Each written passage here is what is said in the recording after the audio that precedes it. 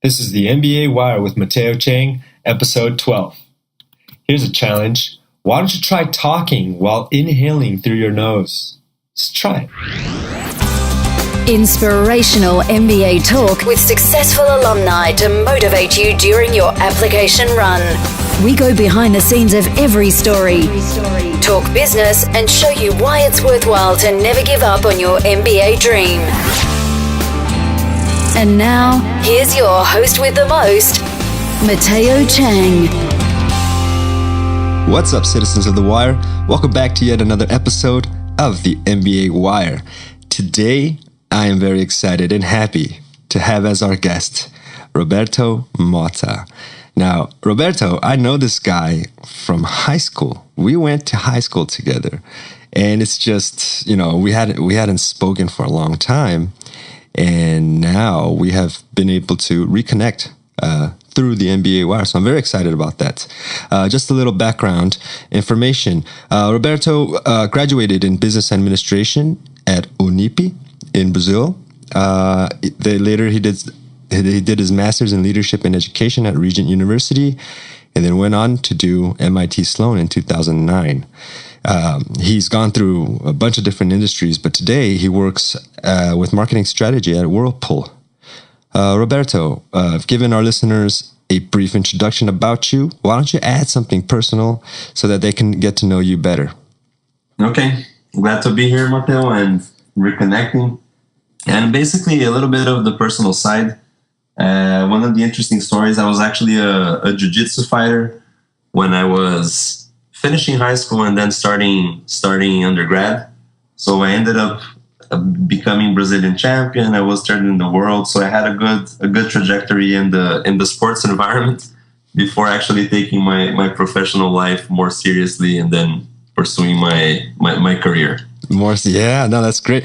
I remember that time when you had been fighting and doing jiu-jitsu. What kept you from going into the UFC, man? Actually, it was an injury. Actually, I had a very severe knee injury, so I had to stop. I actually had 2 knee injuries. So the first time I stopped a little bit and I came back. I stopped for good, and that's when I actually started my career. When I entered the American Chamber of Commerce, I started a trainee program, and then my professional life actually started in 2001. So nice. Well, that's too bad. I guess fate kind of lets us know which way we need to go, right? I mean, if it wasn't in the stars, I guess you can say, to be in the UFC. That would have been interesting if... That would have been pretty nice. Yeah, I know. Imagine having a friend at UFC. I would be calling you for free tickets every day, man. Yeah, that would be pretty cool. Well, great, man. Thank you for that introduction. Now, we like to start off an interview with like a motivational quote. So do you have a motivational quote? Yes, I do. So one of the quotes that I've been using a lot, and it was pretty important too when I was in the MBA, is a quote that says, "The truth will hurt, but it won't harm." And I guess the application of that in my life, especially when I was at the MBA, one of the very nice things about the MBA experience is that you have a chance to do a lot of self-reflection when you're there. You get out of the busyness of the corporate environment and you have a chance to actually settle down and start thinking. Like, your mind is open to so many things and you're experiencing so many different things. So it was actually a very good time to know myself a little bit better, to know the truth about me more. Like, usually when people go to the MBA, they have expectations of, I'm going to follow such and such career. Like, a lot of people want to go to banking or consulting, but at the end of the day, there's so many opportunities. And going through this self-reflection process while I was there was very important, and like trying to understand a little bit better the truth about myself and knowing that everybody has one, and it actually, at the end of the day, it brings positive results. Nice, very nice. So the truth will hurt, but it won't harm. And it's it will harm, but it won't hurt. Oh, it won't harm? Seriously, it will hurt, but it won't harm. You're right. Yeah, it will hurt, but it won't harm. Exactly, yeah. Nice. This is all about self-discovery. I mean, you're absolutely correct. So when students go off to the MBAs, not only do you gain just so much knowledge, but you gain, more importantly, knowledge about yourself. And I think that's very you could say spiritual in a sense. You understand yourself better, right? It is. And Motta, if I can share a little bit of one of the experiences I had when I was at MIT. I remember one of the first classes that we had in the first month of the course, we had a organizational process class. And we had this professor coming in, and he loved what he did. He was an organizational behavior teacher for many years already. He was working at MIT for many years as well. And at the end of the day, he gave a lecture about career choices. And at this lecture, one of the things that he said was like, guys, you're coming in the MBA right now. All of you are new, and all of you have a lot of expectations. Like, you're studying in one of the top schools in the world. And most of you came from the best schools around the world, and all of you have been mostly top students and everything. So everybody here is a high achiever. Everybody wants to go pretty far in their careers. But one important thing as you guys come here is that there isn't a solution that's going to fit all. So basically, a lot of people come with the expectation of becoming or the CEO of a big corporation or working like in the banking environment, and corporate finance or investment banking was pretty big when I was there. So like as you start to get into this environment, it's pretty natural that you start to kind of follow this path and like what like the pressures that you receive while you're there. And one of the big challenges he made and encouragements to the group was like, man, today I'm a teacher. I love what I do. I'm really fulfilled doing it. And at the end of the day, everybody is built different. So this whole self-reflection process for me at the MBA was very important. And I have a lot of friends and colleagues that were there too that kind of entered the same process. And it's pretty cool. Like at the end of the day, you see that it's a pretty important process that we have to go there in our career path. The MBA is a great opportunity to do that as well. Wow, that's nice. I mean, just the fact that it sounds like more of a discovery process, and the fact that your professor let you know right off the bat, that there's not a perfect fit for everybody. Is that it? I mean, like it's not going to be. There's not one solution for everybody. You figure it out as you go along. Exactly. Wow. Well, then, since we're into this whole, the experience of your MBA, what was the hardest part of applying for it? The application process. The application process. I think for me the hardest part, Motta, like I'm a pretty disciplined person. When I put an objective in my mind, like I'm really gonna give my full effort in order to achieve it. I guess the hardest part, man, was the anxiety of once I had applied and everything was set and done, like waiting to receive the responses from the MBAs. Yeah. And that whole anxiety of like not being sure what's gonna happen, and I was receiving the responses one by one, and not all of the responses were good. Like I received some negative responses from a few schools, and I received a few positive responses from other schools, and like just going through it, it was pretty tough. But it was also interesting. Like it was also like a time of learning to deal with things that you can't control in the process. So I think that was the hardest for me in the application. Nice, man. We're getting real philosophical here today, huh? We have the self-reflection, and then now it's like learning to deal with things you can't control. Yeah. This is nice, man. You're starting to sound like, Mr. Miyagi, dude. Some of the martial arts. But you know what, like, and I can share a little bit about the application process for me. Like the application process is not easy, but it's not a monster as well. So it's something that certainly can be dealt with.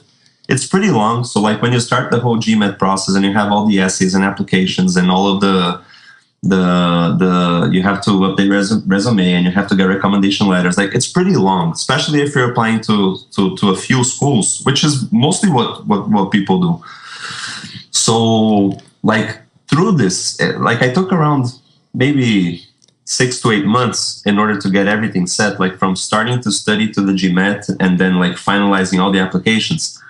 But at the end of the day, I was so focused. Like I visited a few schools when I was still in the middle of the application process, and it was just awesome. Like meeting like people from all around the world when I was there. Like I visited a few schools. So I went to MIT, I went to Harvard, I went to Stanford.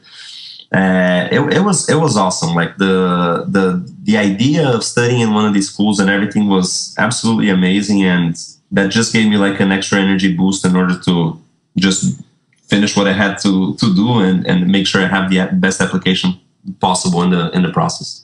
Yeah, that's true. I mean, it's always very important to plan ahead and also be disciplined. And I think you hit the nail right on the head there.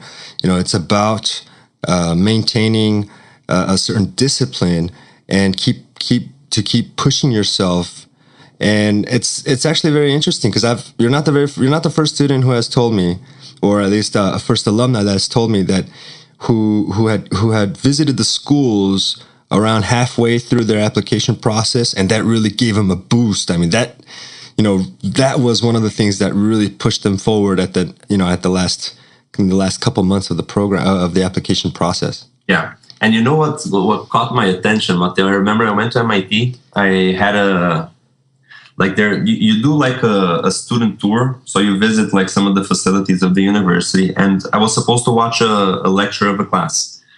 And the one that I watched was an economics class that was lectured by Professor Forbes, and I think she was like the youngest chief economist in the Bush administration. Like the woman was just amazing. She was like pretty much a genius. and the class, Matteo, like the class was amazing. The class was absolutely amazing. Like the level of interaction of the students, like the level of intelligence of the guys, like the level of preparedness of everybody that was there, like. I was just thrilled, man. It was pretty awesome to see like the absolutely high level of quality of the students and the interaction with the professor. Like when I was just in awe. When I left it, I was like, man, like this is absolutely amazing. Like if I have a chance to study here, it will be just incredible. Yeah, it's funny because you say that because one of my previous interviewees, who also did MIT. Said something very similar in the sense that when you get to MIT, you basically breathe and live knowledge. I mean, there's just some kind of an energy, a vibe there that the people, you just want to learn more. Yeah. And that is true, Matteo. And that is true. Like, even when I compare my life, right now I'm living in Miami. And like you come to Miami, usually like the weather is good and you want to enjoy the beach. And like it's a pretty nice city and it's awesome to live here. But like when you're there, like when you go into Boston, like you go to Cambridge and you visit the campus and you're there, like the energy is so absolutely different. Like you want to study, you feel like studying, like you feel like there's so much knowledge and wisdom, like so many things that you can absorb there. It's just like such an amazing place. Like it's pretty incredible. Wow. So was that the moment that you decided MIT was the right school for you? That was the moment that I was really, I always, like MIT has such an amazing brand, but that was the moment that I was really, really intrigued by MIT. So like I had a few schools that I was really interested in going, like mostly like the dream schools. Mm-hmm. But at that lecture, it was like, man, this place is fantastic. So like it was one of my very top choices when I was there. Nice. Now, during this application process, I mean, you visited the schools and everything, but was there any moment there you almost gave up? No, to be sincere, no, Matteo. Once I started the process, mm-hmm. I was pretty much locked in and I didn't turn back. At any time, I turned back. And what you said is important, like having the discipline to go through the whole process. Like you have to understand if you're going to start this is not going to be something that you're going to finish in a month and it's going to be like a piece of cake. Like you're going to have to dedicate a big part of your time in order to compete, because at the end of the day, like the application ratios, like to the yield to get in the schools, some of them are 10-1, some of them are 13, 15-1, and like you have so many good students from all around the world. So you need a good application at the end of the day. If you're not going to put your full focus, it's not going to be enough. It's not going to be enough. And that's true. And I think that in a sense, though, it has a lot to do with your personality. I mean, it really depends. I think our theme today in this interview is really philosophical. I mean, it's self-reflection. And for you, Roberto, you have this martial arts background where it's just, you have that determination, the focus, the discipline, and to just keep training, to keep improving, and for the application process to keep going, no matter how difficult it is. Yeah. But I think this is something very important for our listeners to understand, that once you started, you have to start it. Before you even start it, you have to make your mind up to not quit, to not, there are going to be many difficulties and many challenges along the way. And it's, like you said, it's not a 1 month project. It's an 8 to 12 month project, for other people even longer. I've had an interviewee, episode number 5. She, Alini, she spent 2 years trying to get into her dream school, which was Chicago. So, how willing, how determined, and how disciplined are you to get through this? This is nice. Yeah, absolutely.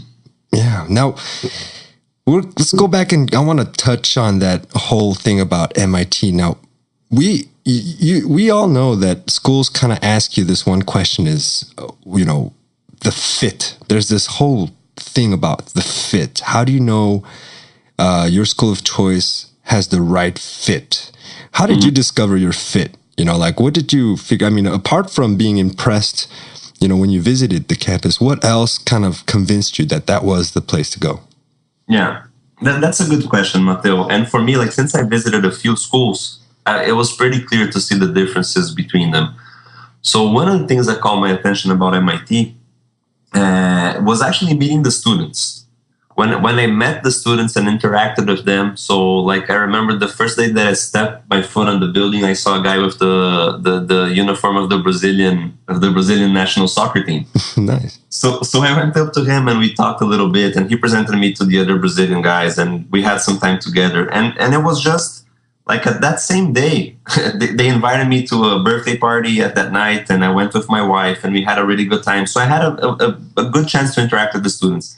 And you see the difference in profile from even though all of these guys are going to be very intelligent guys, with high potential and high achievers and everything, in almost all of the dream schools that you go to, but you can see a difference in profile. So MIT, what was pretty interesting there, it is a pretty entrepreneurial kind of environment. And that's awesome. So even if you go to the motto of the university of Mens et Manus, which means minds and hands, of being able to put your mind, but also being able to put action into that whole knowledge that you're going to receive into the process. So, and that's pretty accurate. This motto is pretty accurate to what you see at MIT. It's a lot of very intelligent minds, but also people who are willing to do the action, to work hard, and very analytical school. So, through the student, Mato, it was the easiest way to see, man, I really like this environment. I like the kind of people that are here. This is going to be an environment I can thrive on. Now that's interesting that you say that, through the student. If you like the people who go to that school, most often than not, you will like the school itself. Yeah, I'd say so. And I'll tell you what, I'm not going to say the name of the university, but there were universities. There was one university in particular. Mm-hmm. I know which one already. No, I was kidding. that I didn't like I didn't like too much the people that were there. Huh. It was just, and it's not that they were bad or that MIT is better. It's not what I mean, but they were just different. They were different from the fit that I wanted. So it was pretty clear. I do have friends from that school, and there are people that I believe have a closer fit to me, but there were people that had nothing to do with me. And I know diversity is a big thing. You are going to have diversity in any school that you go to, but there is a common theme in the students that you see. So in some universities, for me, I knew a few weren't going to be a good fit for me. That's true. And actually, it's not even just one specific school. You can get a candidate who was very, let's say, attracted to maybe Harvard, that was, more competitive and driven and then when they go visit Kellogg or something, it has nothing to do with them. It really depends on your own personality and your own fit with the school. So, yes. I don't think it's, there's no way you can actually single out a certain school. It's just, exactly. Yeah, you said the right thing. Each school has a certain theme. Although there's a diversity, there's a theme there, huh? Yeah, and even the industry, MIT is pretty big in entrepreneurship, but obviously you can go to Harvard, and even if you want to do entrepreneurship in the future, or if you want to go to Stanford or Kellogg or whatever, it's not like you're gonna have to. You're not gonna have a chance to do what you want later on in your career. True. But yeah, you do have some industry that if you really, really are excited about entrepreneurship, like, man, MIT is probably going to be a really, really good place for you to consider. And you're going to have a lot of contact with private equities and venture capitals, and you're going to go to Silicon Valley. Like there's going to be such a pretty good resource for students. So yeah, like even the segments and industry that you're interested in, there's like a common theme that each university is going to have. Yes, that's very true. That's very true. Now, there was something that you did say that caught my attention. You went with your wife. Mm-hmm. So you were already married when you got to... So you were doing this application process while you were married? I was, yeah. And how was that? I mean, like, how was that? How did you manage that, between your wife, and how much support did you get or... Yeah, that's a good question too. So actually I had full support. I had 100% support from my wife. Even if the support, I wouldn't say that it was easy. Like what I had to do, especially like on the weekends, I would have I would usually do or when I was studying for the GMAT, I would do the tests on the weekend, or when I was in the final application phases, like I would do the essays and everything. I would spend a lot of time on the weekend to do it. So it did impact our personal life for a few months, I would say. Mm-hmm. But I always had her support, and it was okay. It was okay going through. Like it was just a matter of making some trade-offs of spending time with family and spending some time with her and everything. Like I needed some time on my own to study and go through it. But she was always very supportive, so it was okay. Yeah, and in the end, when she went with you to MIT, I'm sure that all of those sacrifices paid off. I mean, she definitely enjoyed her experience there, right? Absolutely. And even before Mateo, even when we were still like in the process, she was always motivating me and always like, man, like let's do it, and this is what we want, and go ahead, and you're gonna have your time. And like it was always like that. And when we went together there, she actually did a master's degree at Harvard. So she also took a lot from it, and the experience for both of us, like going married to the MBA, the experience was amazing. It was incredible. It was the first time that we lived outside of the country, just the two of us, so we were a little bit farther away from family. That was also good. So for our personal life, it was pretty interesting. And like just meeting, like you have hundreds of students and you meet so many interesting people from all different cultures. It was one of the, for sure, like one of the 2 best years of our lives. Yeah, it's such a great bonding experience. Mm-hmm. And then you both take away so much from him. She did her master's, you did your MBA, and then you guys had this independent life together, and you're building this foundation for, before you have a family in the future. Yeah. You're having your daughter in 2 weeks. Yeah. Congratulations on that. Thank you very much. Very welcome. Are you going to let her fight jiu-jitsu? I don't know, man. That's a good question. If it was a boy, yeah. If it's a girl, yeah. She'll need to know how to defend herself, though. She does. I'll probably let her. Yeah, but going to an MBA, a few tricks. Yeah, no, it's we'll see. The world is getting complicated now, so yeah. But going to an MBA with your spouse, with your significant other. I mean, I get a lot of students who are concerned with this. What should I do? Should I take my girlfriend? Should I take my boyfriend? And the thing is, you get so much out of it. And most of the time, it's a good test to your relationship in the sense where you guys get to know each other much better than you would, right? Yeah, I would say that in our relationship, I was married for a little bit less than 2 years when we went. We grew, like, personally, our marriage and everything, like, it was a huge moment of maturity in our life. So it was like a very important part of our journey of growing together and everything. So it was very good personally.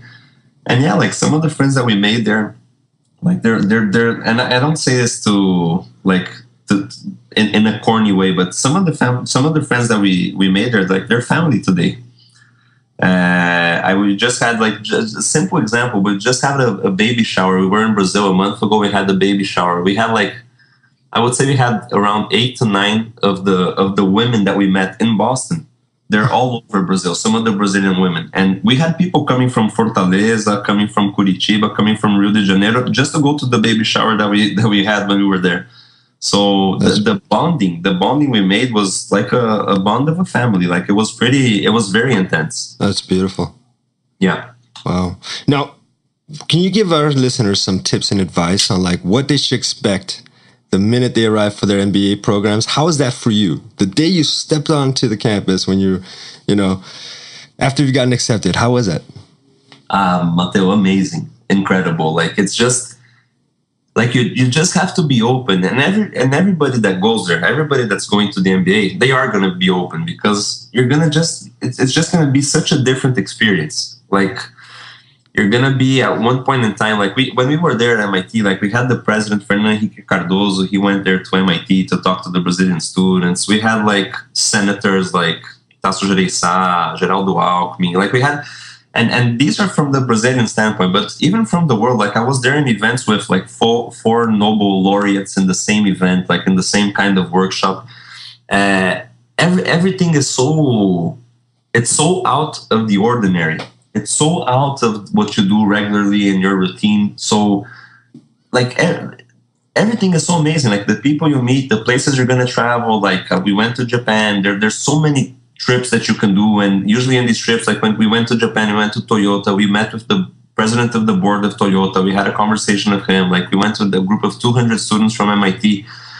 Like it's just a world of experience. So whatever you're interested of taking out of the MBA, whether it's following entrepreneurship or trying to get like, if you want to go to banking, like you're going to have all these opportunities to go to New York and to meet with the high executives of all of these banks in New York and London and whatever it is, like the opportunities are going to be there. So it's just being open and trying to take, like as a sponge, trying to take the best, the most amount of knowledge and wisdom that you can when you're there. That's amazing.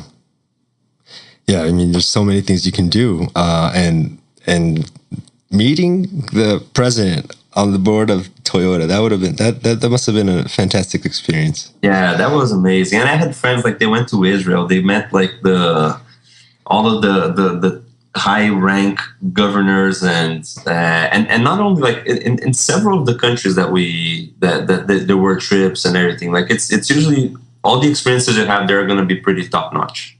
True. It's not like, one day you're like, I'm going to go on a vacation and you kind of look things up and then call up the prime minister of a country. Exactly. Yeah. It's not like that. This kind of opens going to an MBA program opens a lot of doors to some unique experiences that you can have. And the most important thing, like you said, is to be like a sponge and just absorb everything. Yeah. Yeah. Is there anything that you wish you had known before arriving that no one told you about, and then you had to kind of figure out once you were there, like mistakes or I don't know? I think it's not a regret, but I think something that I would do different. When I was going there, I was very focused in going to consulting for my summer job. And I was actually able to go to McKinsey. So I worked with McKinsey São Paulo in the summer, and I had a very good experience over there. Excellent experience. I liked the job there. They liked me as well. Like it was pretty good. But looking back, I think I would have taken advantage of more opportunities in the entrepreneurial environment. Mm-hmm. I think that would be something. I took some of the classes. I kind of involved myself, but since I was so focused in consulting, I think I left some opportunities on the table. So I guess my tip to students who are applying is whatever you have in your mind of what you're going to do. Like most people go there with an objective. It's nice to have it, but just don't close yourself to all of the other opportunities that you could have over there. Like don't close yourself to some things that you might have not even considered before applying, but you're going to have a chance to have some exposure. And to even the phrase the quote that I mentioned in the beginning, like you're going to be able to learn a little bit more about the truth about yourself and what you want, and just be open to that. Yeah, be open and maintain a certain flexibility in your goals. Yeah.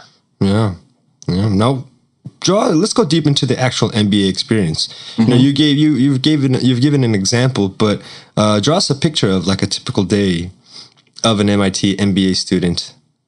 Okay. Yeah. So it depends on the day. Like if you have, I'm going to separate in two kinds of moments, okay, or three kinds of moments.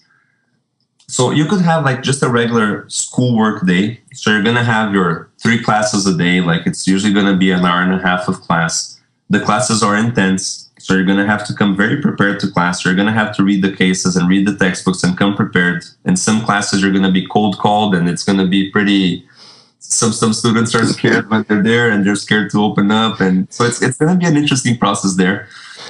And you have to be very prepared. So usually when you're not at school, like you're studying and you're doing your homework and you're preparing for a lot of other things. Like this is a regular kind of schoolwork day.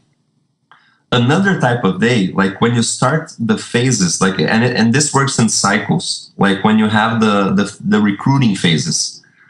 While you're there for the 2 years, you don't go to recruiting throughout the 2 years. So you have the specific moments where recruiting is pretty big.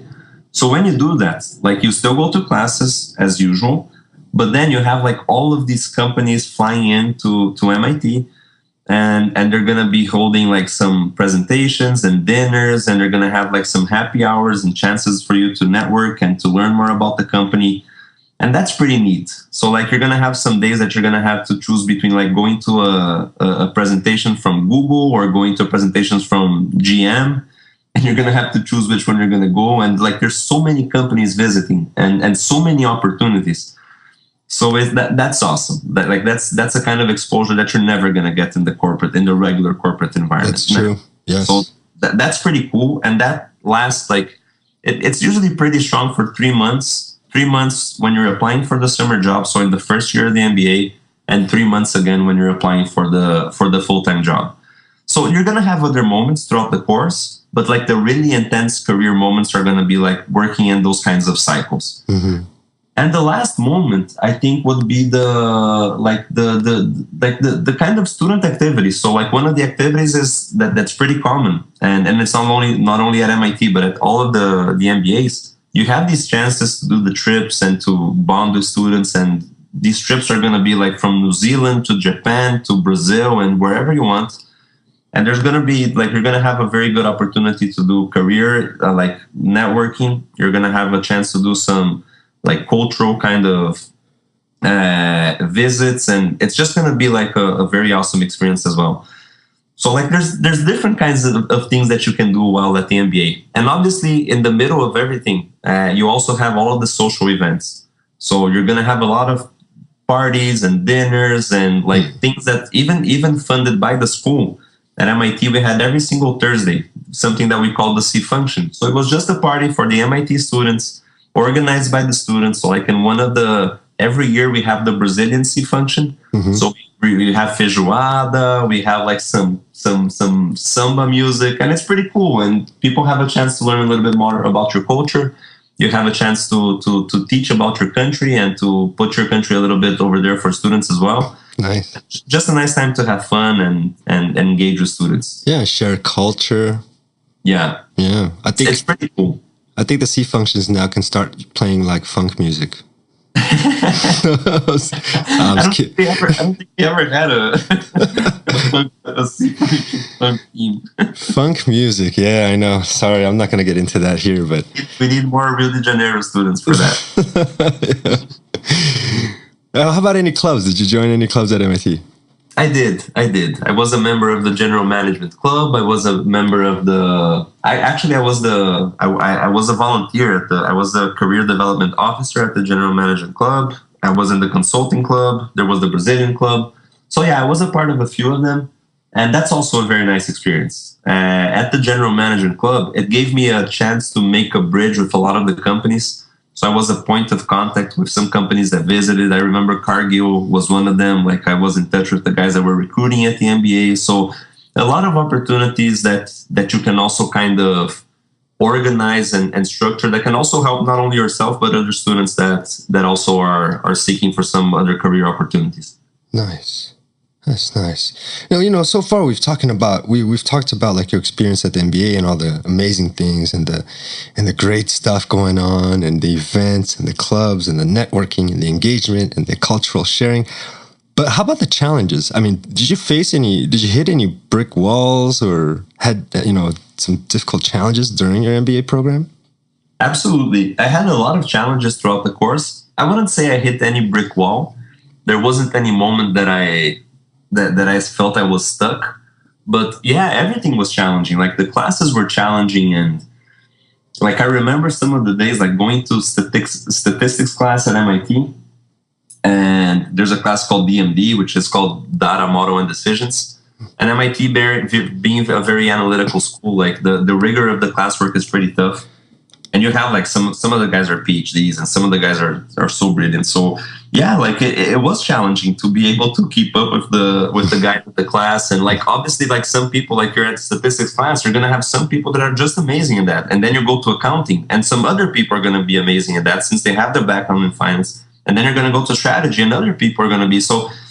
At every single class you're at, like there's going to be some pretty high achieving people, and some people that are going to set the bar really, really high. So classwork was a challenge, but it was a very good and nice journey to face these challenges.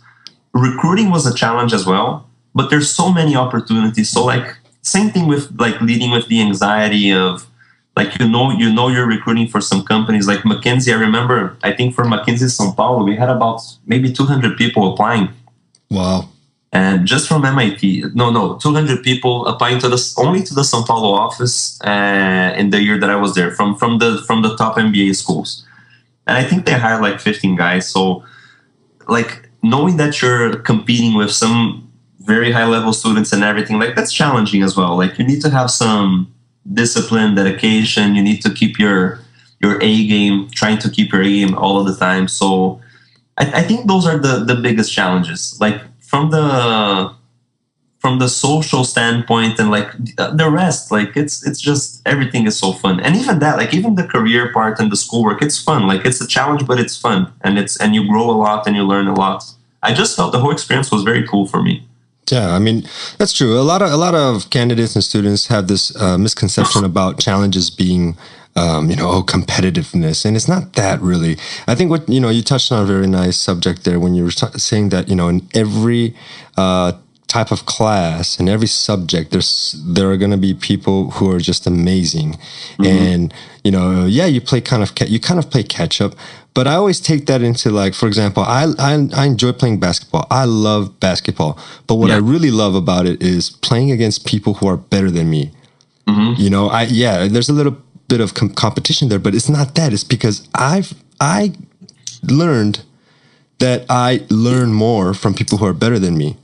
Absolutely. They push me to become better. And that's the whole concept here in what you're saying. When you're in a class, in an accounting class or a strategy class, and you see these guys that are just tearing it up, crushing it, and you just, you're there and you follow that energy, and you just feel like you want to be just as good or better. Absolutely. It's like you're playing with LeBron James. And he's the best guy in the world. Everyone like him. Don't get me started on that. Hold on. So you're in Miami. You live in Miami. How do you feel about the Spurs losing, the Spurs winning this year? Let's go back to the to the NBA. Yeah. No, but that's the thing. That's funny though. I actually wanted to ask you that. And it's fine here, but you're in a tough situation. I mean, you live in Miami, you cheer for the Miami Heat, but then you have the Spurs who won, who are champions, and there's a Brazilian splitter. Yeah, that's true. On the Spurs. So how are you happy for one? And it's just a complicated situation. It is. Yeah. I'm more sad than I'm happy. Okay. What else? All right, so today we're talking about the MBA and the NBA. Exactly. Yeah, no, actually it's because we were using it in context. We were talking about basketball and how challenging playing with people who are better than you, or just, it just helps you. So during your MBA program... And sorry to interrupt, Motta, but there's a very good point there, and just want to try to make something clear. Like the competitiveness that you have, like in class and at work, like with the recruiting and everything, it's a regular competitiveness that you see, that you're going to have people that are going to be fighting for or running for some limited positions, and that's going to be the environment. But at the end of the day, like at least at MIT, the environment was so collaborative. So like even when I was applying to the consulting companies, you have to prepare for the case interviews, which is a process in itself. Like that's a whole different monster. And you prepare for the case studies like for probably around a month. And what we did there, like we had a lot of case interviews that we did with other students. So students that were competing for the same position that you were, but they're trying to help each other, like fighting for the same kind of thing. And it was pretty, that was something amazing at MIT. I know I have students from other universities that they didn't share kind of the same experience. So maybe some schools that were more competitive, but like the collaborative environment at MIT was awesome. So like you really see people cheering for you and they want the best from you and they're together with you. Like you do have a lot of support. While you still understand like you're in a capitalist world and you're still there's limited resources and you're still fighting for some positions. But the competition there was always very healthy. Yeah, that's exactly correct. I mean, healthy competition, but collaborative too. And it's funny that you say that. You know, you have people helping you. How do you say it? You have people helping you go for the same position.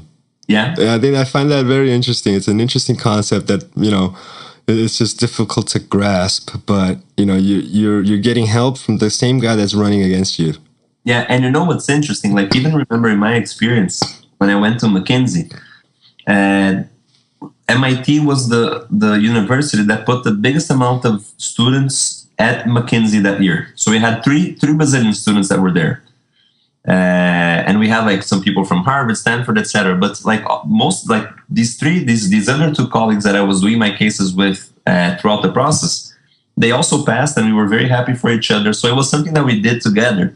And I remember, like even when we had the first dinners, like of the people who were accepted at McKinsey, we had a very nice dinner in Boston with one of the partners from the global offices.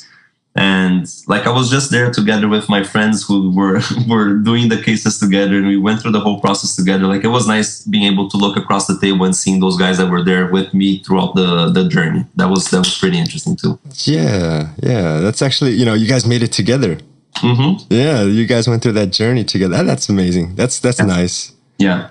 It's like a sort of, you guys were kind of competitors, but then sort of a team at the same time. Yeah, and the mindset was more of a team. Like since the beginning, it was like, man, we're doing it together. We don't know how many people are going to pass, so many people from MIT, but let's do it together. And we stuck through it. And at the end of the day, like my colleagues, everybody kind of got their dream job, and people were pretty happy with what they had at the end of the course. Fantastic. That's amazing. Such amazing experiences there. Yeah. Nice. Now, well, how valuable has this MBA experience been for your professional life then? For my professional life, it's been great too, Matteo. It's been really, really good. So basically, I got a job offer from Whirlpool. So I had to choose between McKinsey and Whirlpool. And that was a pretty hard decision to make, but I decided to go to Whirlpool.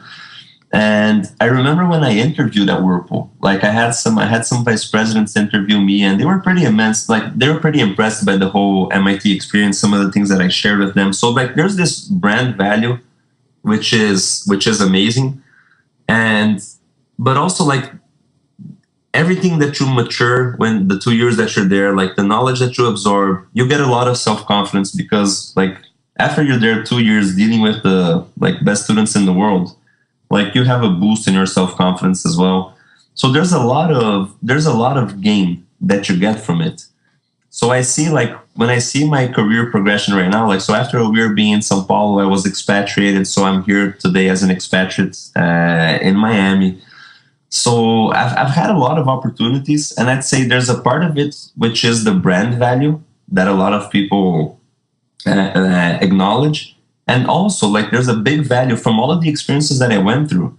And that also, like, gives me a competitive advantage over a lot of people.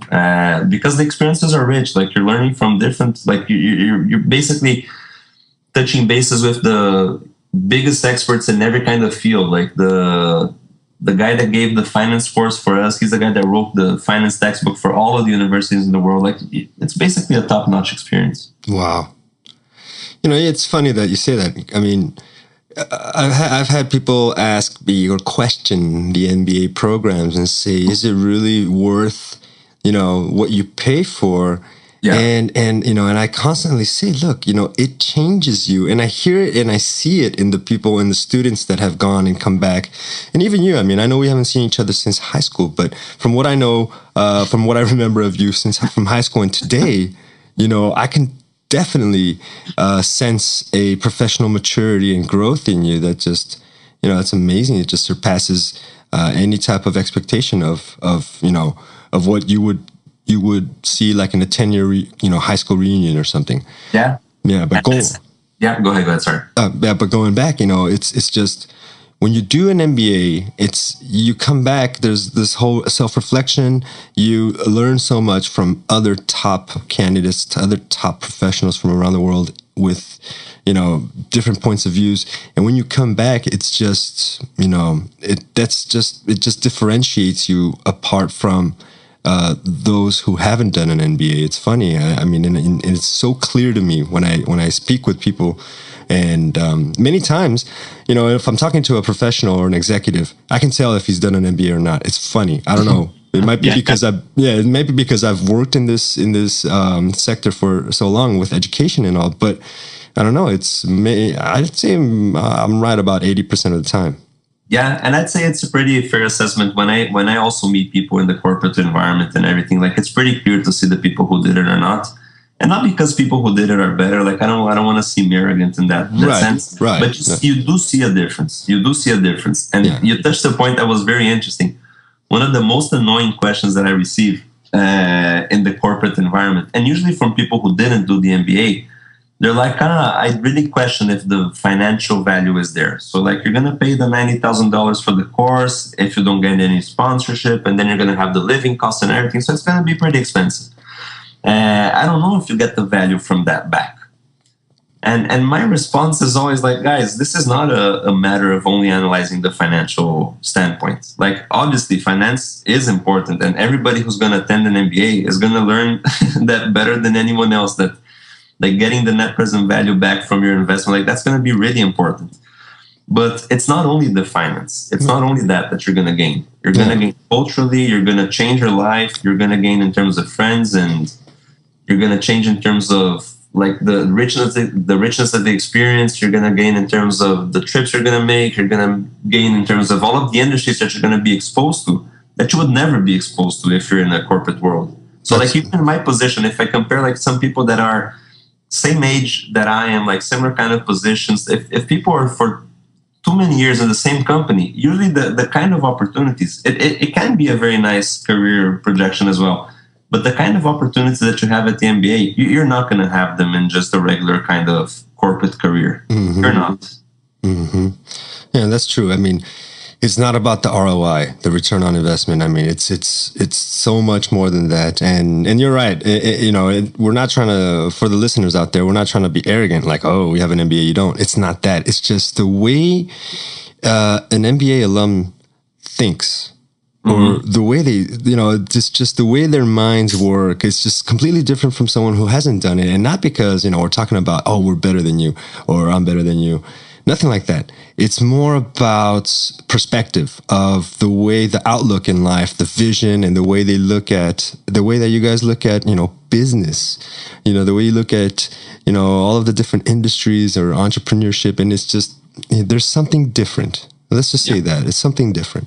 Yeah. And one of the nice stories that I can share too, like even at Whirlpool. So I've been at the company for 5 years, and there's at least five people that worked for me that I had a chance to influence. So I'm very biased with the MBA. Like, I love the experience, and I'm a super supporter of people who want to go.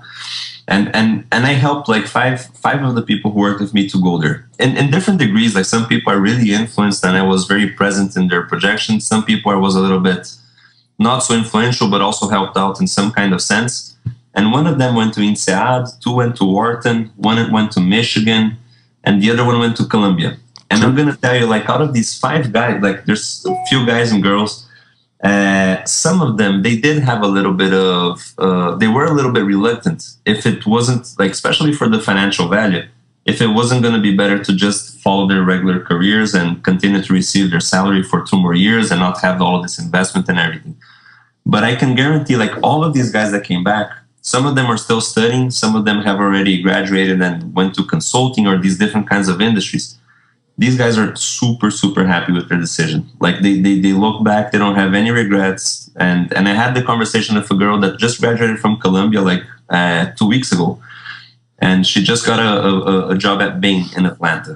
And she's just super excited and super happy. And she's like, man, I can't even believe that I had these kinds of considerations if this wouldn't be a good experience for my life. Like I can't, like my mind was so closed down, like in the environment I lived at work, even at work at that point in time, I couldn't imagine I would have such a rich experience outside of it. Yeah. You know, it's funny. All 5 schools are great schools. All the schools that the 5 guys there you're talking about. What was that? Excuse me. We're having fireworks here near my house, so excuse the noise. All of the schools that they got into are great schools. And the thing is, one thing that I suspect sometimes is this, especially in, the MBA wire, we're trying to go international. I want to get these experiences from other countries and start looking into the cultures. But in Brazil, at least in Brazil, people are so used to, paying too much and getting back too little. And I think that might have something to do with this type of, this fear or this, this doubt of, will that experience really be worth my money? You get what I'm saying? Yeah, absolutely. Yeah. And what we have in Brazil right now, and again, not trying to be arrogant, but there's nothing compared to the experience you're going to have internationally. Nothing. Like starting from the standpoint that most of the MBAs in Brazil, they're going to be part-time. Mm-hmm. And it's a completely different experience. That's true. Doing an MBA abroad in the United States or Europe, if you can, that's for everyone around the world. Yeah, it is. Yeah. Well, this last question that I want to ask you, Roberto, is a quirky one, actually. It's one of my favorite ones. Is if you had a time machine and you can go back to either when you were applying or when you were at your MBA, is there something that you would say to yourself to do differently? I think it goes back to a similar question that you made earlier, Matteo, about if I would do something differently or if I'd have any regrets. And I think it's the same answer. Like it's maybe the entrepreneurship part. I think if I could go back, I would tell myself like, man, try to give this a shot. Like at least a couple of months, or try to see if you can, I don't know, draw a business plan with somebody there. Like I have friends that they graduated with me and they built like an internet company, and 3 years later they sold their company for $32 million. Wow. And these were classmates like regular classmates that nobody knew exactly what was going to happen with each one of us. And I don't say this just for the financial value as well, but like just the experience they had was very rich. So I think I would like to have ventured a little bit more in that sense, even if it didn't work out. I think my thing wasn't that if it had to work out or not, but just to have a chance to take advantage of that environment, which was awesome, in order to focus in something that they were absolutely good at. Mm-hmm. Mm-hmm. That is true. Entrepreneurship is a big thing now, and yes, that would be something to look into. And I thank you for the advice that you give our listeners to really be flexible and keep your eyes on it. And if you want to experiment with something, definitely do it. Don't hold back, because you may see in the future that it would have helped you. You would have benefited from that experiential part of your MBA program. Yeah, true. Well, Roberto, we at the MBA Wire, we just want to thank you so much for making your time available. And I also appreciate your words, or your stories, and your experience. This MBA Wire was built to help out candidates that are having difficulty or facing challenges through their application process. And I believe that our interviews help give them a boost of energy when they're feeling down. Why don't you take this final moment to give a shout out to your fellow alumni, your school, and also let our listeners know how they can reach you. Okay. I just want to say, Matteo, it's my pleasure. Very glad to be here with you and sharing with the viewers that are going to have access to this podcast. And MIT, to me, it was one of life-changing experiences, one of the best 2 years of my life. I have a lot of very positive memories, and I when I have a chance to be sometimes alone and just thinking about the like, I have this image of the MIT dome. I remember the last day that I was in Boston. It was a night event. I was already feeling kind of missing the school and missing the whole opportunity. Mm-hmm. I went with my wife to the dome and we just looked at it. It was at night, like we could see the stars. The dome was shining like always.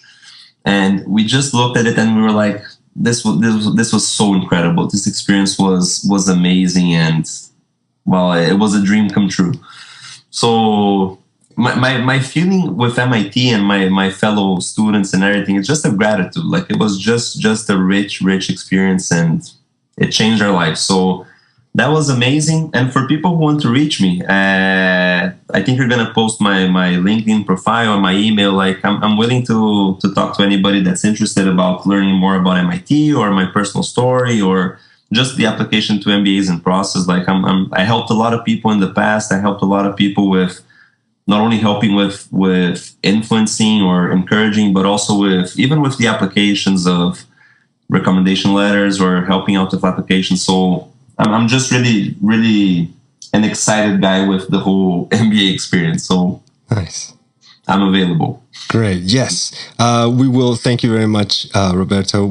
I will be posting Roberto's information on the show notes page. Mm-hmm. Well, citizens of The Wire, there you have it. Stop by the website. Send me your feedback and questions at www.thembayWire.com. This is Mateo Chang signing off. Thanks for listening, and I will see you on the next episode of the MBA Wire. Thanks for tuning into the MBA Wire. Would you like to know more? Visit us online at thembawire.com today and leave your questions and feedback. While you're there, sign up for an exclusive free audio series to help you strengthen your MBA interview. Thanks for listening, and we'll see you next time on the MBA Wire.